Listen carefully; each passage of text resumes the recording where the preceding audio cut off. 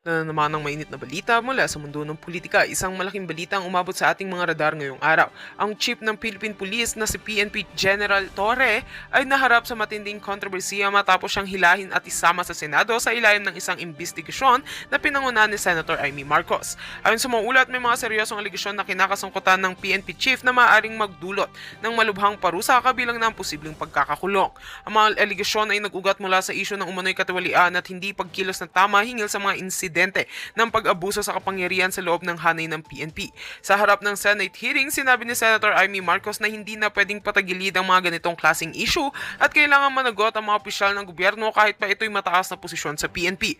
Ayon kay Senadora Marcos, ang pagdala kay PNP Chief Torres sa Senado ay isang hakbang para sa transparency at upang mapanagot ang mga responsable sa mga hindi tamang gawain.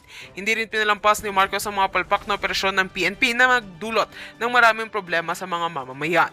Inamin ng Senadora na ang pag-aksyon sa ganitong isyu ay matagal nang hinihintay ng publiko at ito na raw ang panahon upang magkaroon ng tunay na kapagbabago sa ating sistema ng kapulisan. Kasalukuyang inaalam ng mga miyembro ng Senado kung sapat na ang ebidensyang ipinakita laban kay PNP Chief Torre at kung may mga hakbang pang ginagawa ang pumunuan ng PNP upang linisin ang kanilang hanay. Ang resulta ng mga investigasyon na ito ay tiyak na magiging daan sa mas malinaw na pananagutan ng mga opisyal at magbibigay gabay sa susunod na mga hakbang sa paglaban sa katiwalian at kapangyarihan sa ating bansa. At yan nga mga balita ang ating pagkakatutukan at kung bago ka pa lamang sa aking channel ay huwag kakalimutang mag-like, share and subscribe para updated ka sa aming mga bagong balita dito sa Tatak Pinas.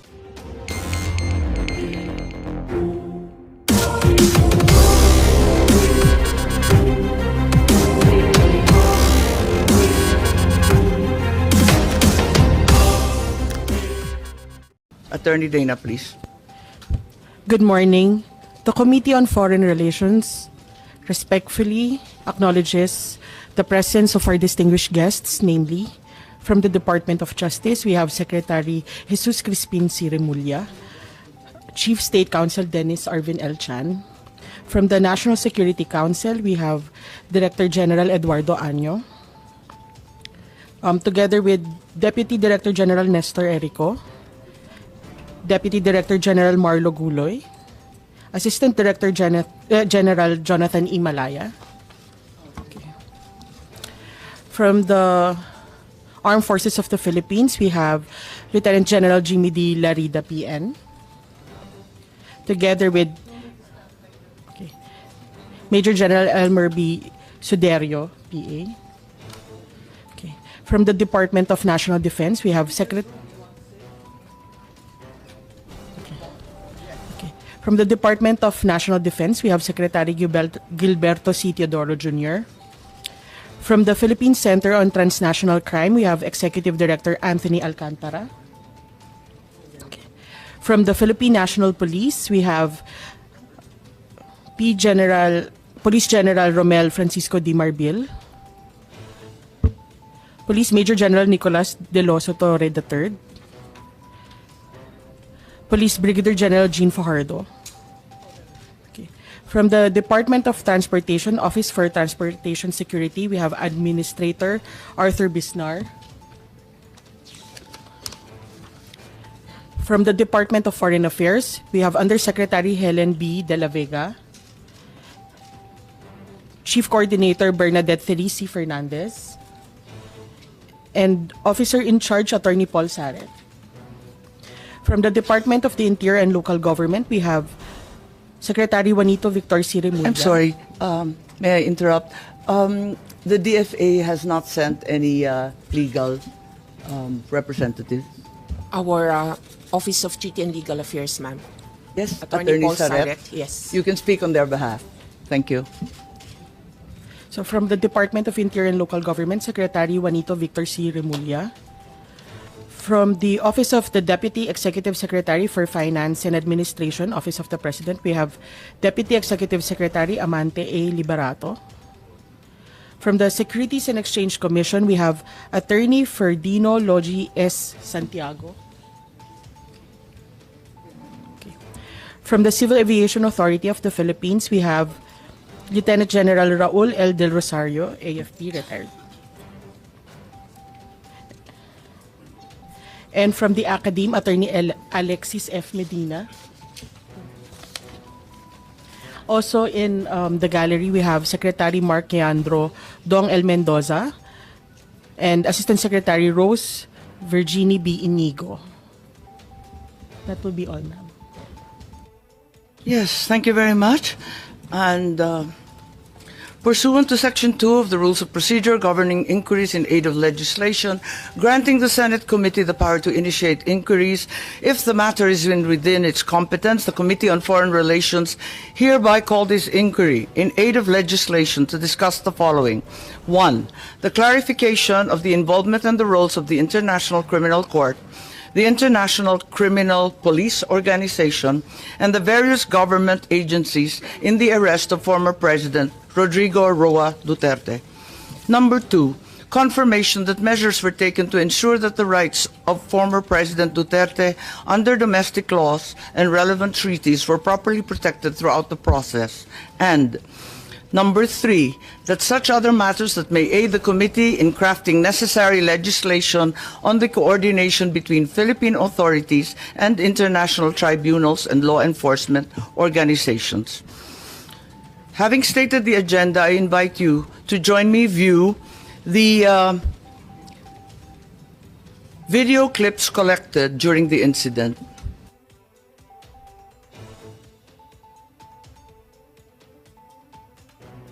Good morning, roll po. Ano pong, sir, give me yung plano lang, plano. O na sir, salubungin lang namin sir. Yung warrant, sir, si Sir Yes sir, Gio. may taga-PCTC. May taga-Interpol. Interpol. Yes sir. So kayo ang lead, sir? Yes sir, yes sir. Kumusta kasi, sir? Hindi mo pwedeng... Sige, sir.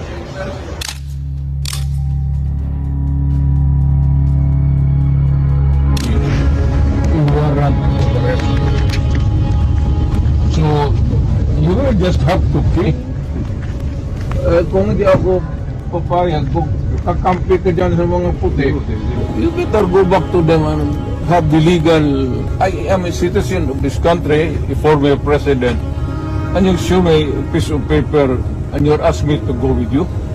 That is a serious illegal detention.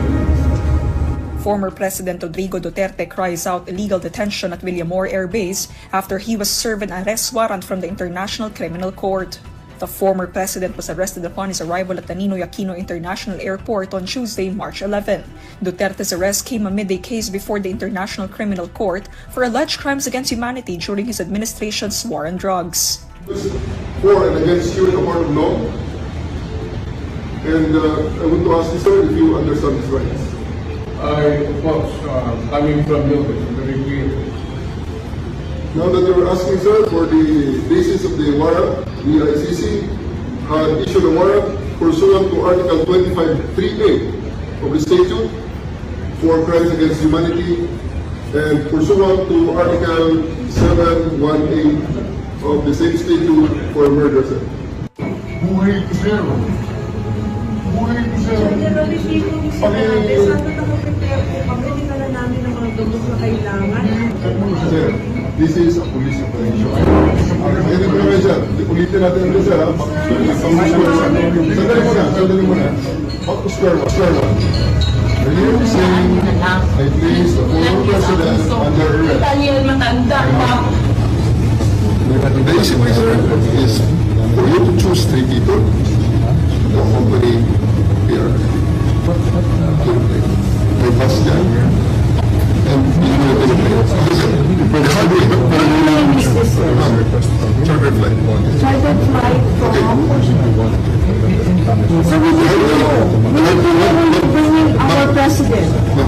Sir, we need to know this information where you are bringing Wala sa pay grade ko yun. Sabihin nyo kung saan siya dalahin. Just invoke Article 59. Bakit hindi yan magawa-gawa? Very, we will That's definitely... precisely the point that I'm saying. That's precisely the right to counsel is something that has to be observed and respected.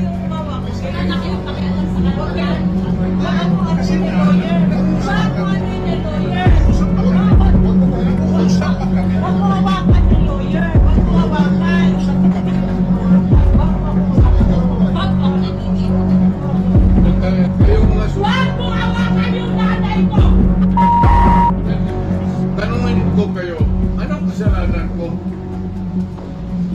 Matanong nga. Kayo, nandito lang kayo natin. Ikaw, tanungin kita, anong kasalanan ko?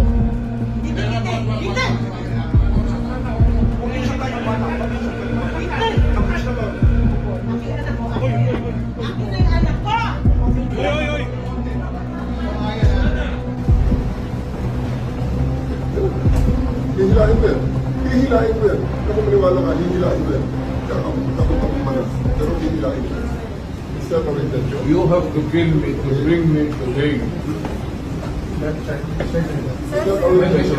Ang anak mo pupunta dito.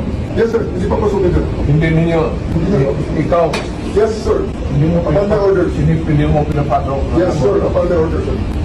Ang sabi ko, ang abogado ko, ang anak ko na babae, They can visit you at your detention center.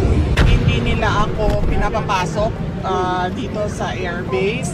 Nakiusap ako kung pwedeng makausap ko personal si former President Rodrigo Duterte para mabigyan ko siya ng instructions and then makabigay din siya ng instructions sa si General Marbil daw ang in charge ng buong Villamor Military Airbase. Saan ka ba naman nakahanap ng military airbase na Chief PNP ang in charge at siya ang nagsasabi kung sino ang pwedeng pumasok at hindi pumasok. But you're the second highest official dito sa ating bansa. Pero parang pamumulitika po ito sa tingin niyo? Alright, oo. Very much pamumulitika ito. Kahit ang ibang bansa nagsalita na.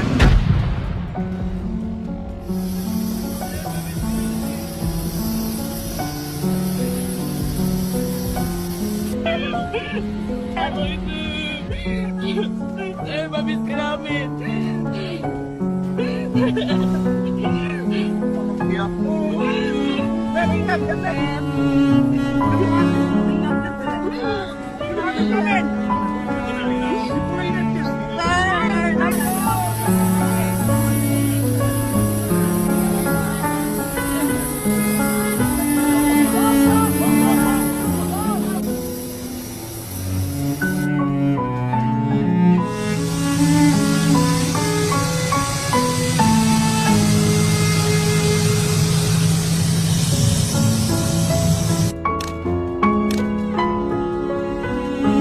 Ikaw ho ba nagplano ng lahat ng ito? Hindi naman. It was a group effort. Secretary Chidoro was there, Secretary Anyo was there too, and the President tonight.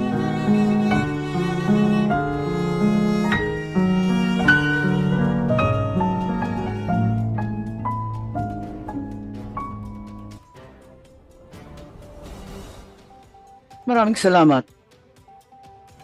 Ito po ang napanood ng buong bansa at ang tanging tanong, bakit natin isinuko ang isang kapwang Pilipino? Kung ang iyong kapatid ay inuusig, ipapasa mo ba sa kamay ng iba? Kung ang iyong ama o di kaya ang iyong lolo pa, matanda na at may sakit, kinakaladkad palabas ng inyong tahanan, manunood ka ba na parang wala lang? Ganito ang nangyari ngayon. Isinuko natin si Rodrigo Roa Duterte sa dayuhan na para bang wala siyang sariling bayan, na para bang hindi na natin kayang humusga sa sarili nating tahanan. Here we are watching as a fellow Filipino, a leader, a father, a grandfather, a man who served this country is taken not by his own people, but by outsiders who claim the right to judge him. Sabi nila, batas ang dapat manaig. Tama. But whose law? Ours or theirs? Since when did the Philippines become a province of The Hague? Kung kaya nilo itong gawin sa isang dating pangulo, sino na lang ang susunod? If they can march into our house and take one of our own, what stops them from doing it again and again? To you, to me, to any of us. What protection can we guarantee our OFWs eking out a living overseas? This is bigger than Duterte. This is about our dignity as Filipinos. Ngayon pa lang ito nangyari sa buong kasaysayan ng Pilipinas. Pero paano kung mauulit? Paano kung sa susunod, ibang Pilipino naman ang kinaladkad papalabas? The Senate will seek answers, and if there is indeed wrongdoing, we will make certain to put up safeguards so this never happens again. We are not here to fight, least of all, to fight each other. We are here to find the truth, because a country that does not demand answers will always be at the mercy of those who dictate the questions. Ang hustisyang ipinapataw ng dayuhan ay hindi hustisya.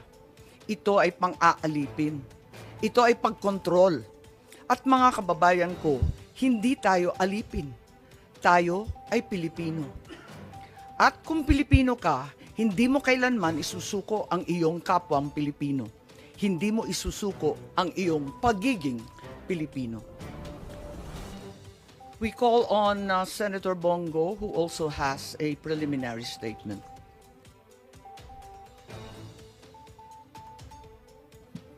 Senator Bong, I think you're on mute. There we go. Good day, Madam Chair, distinguished colleagues, to the resource persons present in this hearing. Ang pangunahing tanong ko po sa hearing na ito, paano at bakit tayo umabot sa ganitong sitwasyon?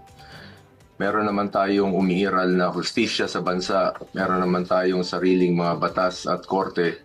Bakit pinayagan po ng gobyerno na nakipin po ang isang Pilipino sa sarili nating bayan?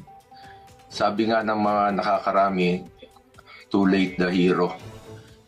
Kaya kung anuman ang lumabas sa hearing na ito, si dating Pangulong Duterte ay ngayon nasa The Hague na po, Netherlands na po. Ano bang pwede pang magawa? I respect the initiative of this committee to hold the Senate inquiry. Bagamat nirespeto natin ang pagdinig na ito, sinasabi ko rin po ang aking mga hinanakit na parang too late na po. Walang problema sa akin mag-hearing kahit araw-araw po. Pero tanong, may babalik niyo pa ba si Tatay Digong? Yan ang tinatawag ko na too late the hero na po. Useless lahat ng hearing na ito kung hindi na po may babalik si Tatay Digong. Kung kaya, pakiusap ko lang, kung kaya niyo po siyang dalahin doon in less than 1 day, sa loob po ng 13 na oras, dapat kaya niyo rin po siyang ibalik dito sa lalong madaling panahon. Dahil nangungulila po ang Pilipino at hindi kayang tanggapin ang nangyari sa kanya. Bilang isang mambabatas, nandun ako sa NAIA nung lumapag ang eroplanong sinasakyan ni dating Pangulong Duterte. Hindi po ako pinayagang makapasok. Kasama ko po ang kanyang mga doktor dahil may scheduled medical check-up po siya sa March 12. You may check the records po. Importante masiguro ang kanyang kalusugan dahil 80 years old na po ang dating Pangulo. Pero mukhang hindi ito naisaalang-alang po ng otoridad dahil hindi siya pinayagan na mapunta sa ospital. Hindi nadala ang kanyang mga medisina.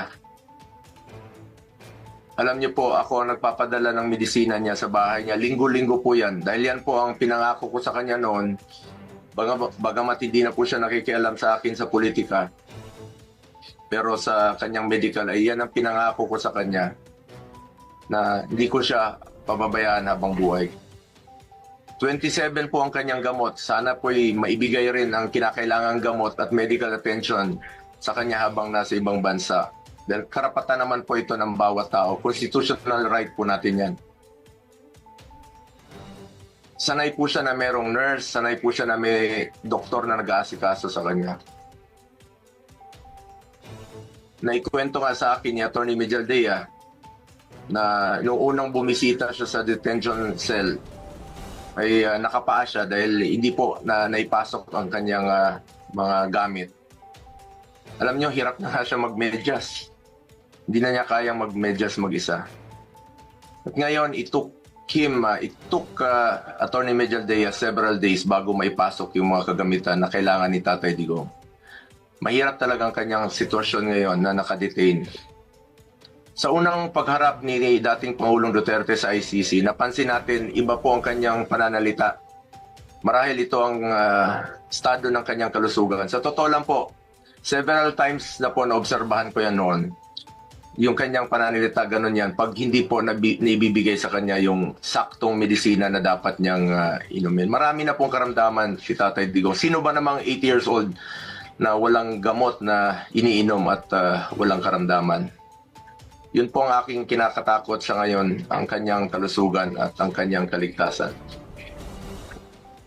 Kaya hindi ko po maintindihan bakit hindi pinayagan ng mga pulis ang doktor na makita siya. Okay na po ako, hindi niyo po ako pinapasok. Ilang beses po akong nakiusap. Pwede ba akong pumasok, sumunod? Pinababa nga ako sa sasakyan eh. Hindi po ako pinapasok doon sa Villamor Air Base. Pero nakiusap po ako na unahin na lang po yung doktor niya at yung ambulansya. Lahat naman may constitutional right to seek medical attention when needed. Lahat ng Pilipino, dating presidente man o normal na mamamayan, lahat ay may karapatan na masiguro ang kalusugan at kaligtasan. Nakakalungkot na isang bagay na ating ipinaglaban para sa Pilipino, hindi maibibigay po sa dating Pangulo na minamahal ng marami. Ganyan ba po ang dapat na trato sa taong minahal ang bayan at minahal din ng taong bayan? Madam Chair, mataas po ang aking respeto sa kapulisan.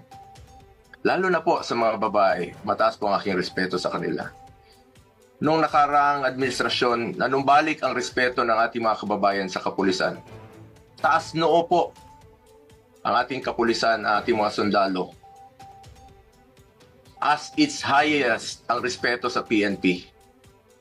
Inuna namin ang pagtaas ng sahod ng uniform personnel dahil alam namin kung ano ang sakripisyo ninyo para sa bayan. Ako mismo bilang SAP noon, ako po nangulit noon na may sakatuparan po ito dahil minahal namin ang kapulisan.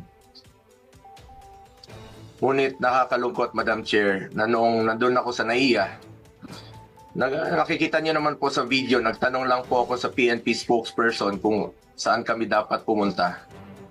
Dahil sabi ni Chief PNP Marbil sa 250 po. Nilapitan ko po ang inyong spokesperson at hindi po ako sinagot, tinakbuhan po ako.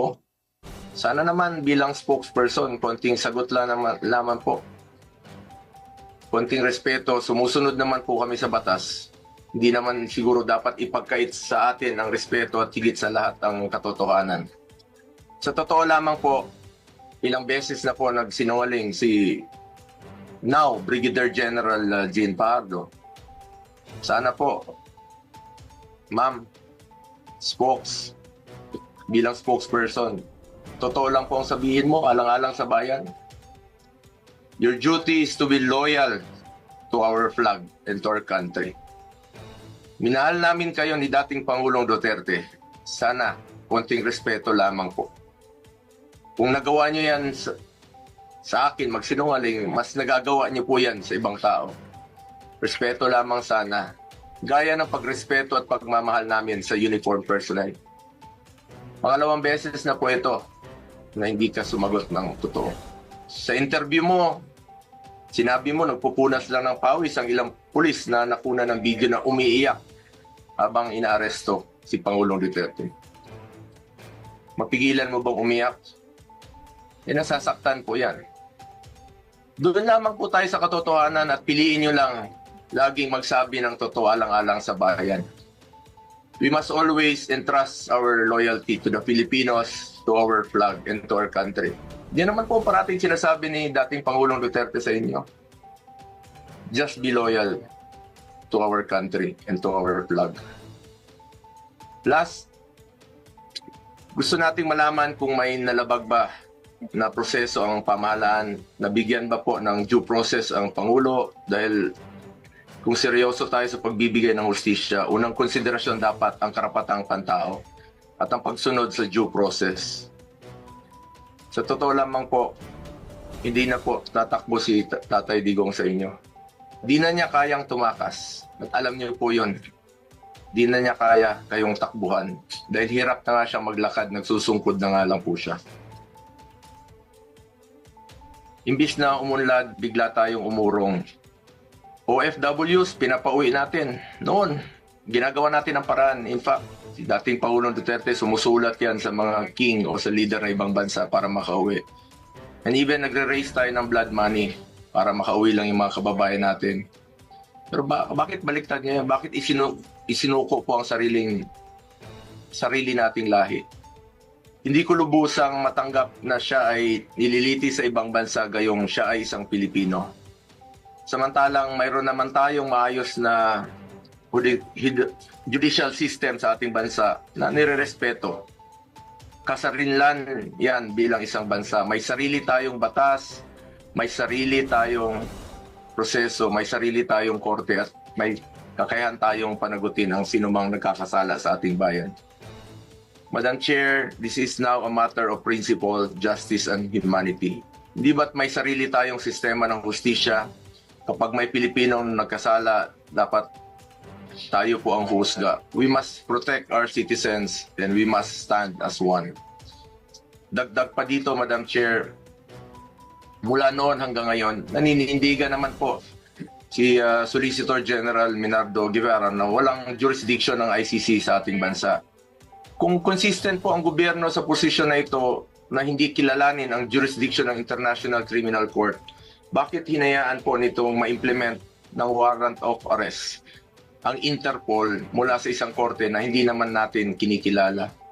Kung wala naman talagang jurisdiction at may warrant of arrest ang Interpol o ICC, sana binigyan muna ng pagkakataon ng gobyerno through the proper authority like judicial court na i-verify o suriin ang validity ng arrest warrant. Ang issue na ito ay hindi lamang para kay Pangulong Duterte. Ito ay mahalagang usapin sa soberanya ng Pilipinas ang nakataya dito. Alang-alang sa ating mga bayaning nagbuwis ng buhay upang makamit lang ang ating kalayaan. Alang-alang sa ating ngayon na patuloy na inaalagaan ang ating soberanya upang ang ating mga anak at mga anak ng ating mga anak ay mamumuhay ng isang bansa na malaya at nirespeto ng ibang bansa. Ang bawat Pilipino, mataas o mababa man ang katayuan sa buhay, dapat may gobyernong masasandalan na hindi siya pababayaan. Former president man o hindi, karapatan yan, lalo na po pagdating sa kanyang kalusugan, kaligtasan at buhay. Sa huli, bagamat andon si Tatay Digong na buong tapang na hinaharap ang kasong isinampa sa kanya, tulad ng kanyang paulit-ulit na ipinangako, napakasakit po sa dibdib na pagkatapos niya isakripisyo ang kanyang sarili para sa kinabukasan ng ating mga anak at ng bawat Pilipino, ni isang Pilipino ay hindi huhusga sa kanya. Imbis na ibigay sa Pilipino ang paghusga sa mga ginawa ni dating Pangulong Duterte na paglaban sa droga at kriminalidad, sadly, hindi po ganun ang nangyari. Sabi ko nga, para sa akin, Pilipino po ang dapat humusga sa totoong sitwasyon sa bansa. Kung mas nakakalakad na po ba ang ating mga anak noong panahon niya, hindi po nasasaktan, hindi nababastos. Kayo po ang humusga. Pilipino po ang dapat humusga. Minahal tayo ni Tatay Digong. Ginawa niya po ang lahat para sa bayan. Tanda na po siya. Ayaw na nga niyang tumakbong presidente. Pero ginawa niya po ito dahil yan po ang kanyang sinumpaang tungkulin para sa mga kababayan natin Pilipino. Pero ngayon, hindi lang si Tatay Digong ang inialay at ipinamigay ng ating sariling kababayan. Gusto lang inialay at ipinamigay din ito ang karapatan ng Pilipino na husgahan ang ating sariling kababayan at magdesisyon kung ano ang mas makakabuti sa ating bayan. As I said, March 11 was indeed the saddest day in our history. Sana po, hindi na po ito maulit. Marami pong nasaktan na Pilipino. Salamat po. Maraming salamat sa aking kasama, Senator Bongo. We assure you that this is no time for heroics. We are determined to get the truth. We now call on Senator Jinggoy Estrada, who has manifested his desire to make a preliminary statement. Madam Chair, I wish to waive my opening statement in order to expedite the hearing. Thank if you you very will allow me to fire the first salvo, it will be very much appreciated, Madam Chair. Kung maaari, siguro umpisahan na lang natin kasi medyo komplikado yung ating proseso. Umpisahan muna natin yung order, ano? Tapos kung pwede, sumabat na lang kayo, kikilalanin kita kaagad-agad. Yes, Madam Chair.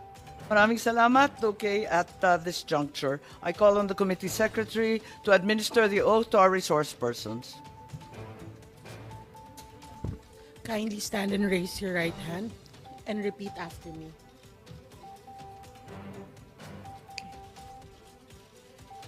I state your name. Do solemnly swear to tell the truth, the whole truth, and nothing but the truth in this proceeding. Thank you. You may now sit. Yes, marami pong salamat. Napakaraming cabinet member po rito, mga secretary, mga napakatataas na mga opisyal ng ating pamahalaan. Can we say that as secretaries and high government officials, you are the alter egos of the president, particularly those in the cabinet? Tama po ba yun? That is correct. Thank you. And as you are all in the executive branch, can we say you are bound by the words and statements of the president? Yes, Madam President, as we are bound to by executive privilege for the President. Thank you. May I recall a clip derived from 18 February 2023. President Ferdinand R. Marcos Jr. said the following, and the clip is here.